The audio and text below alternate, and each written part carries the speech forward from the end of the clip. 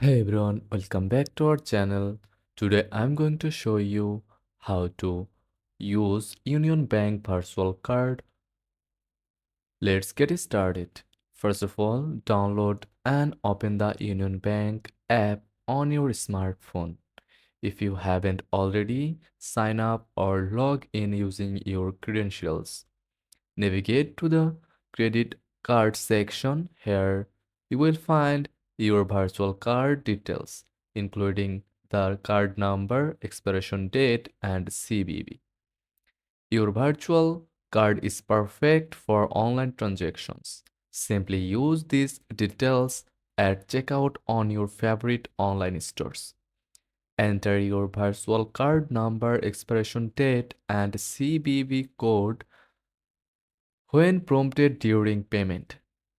Once your transaction is complete, you will receive a confirmation.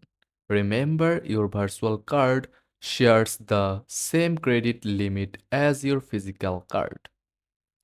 You can track your spending and manage your card settings directly in the app. And that's it. Enjoy the convenience and security of your Union Bank Virtual Credit Card. Happy shopping. Thanks for watching.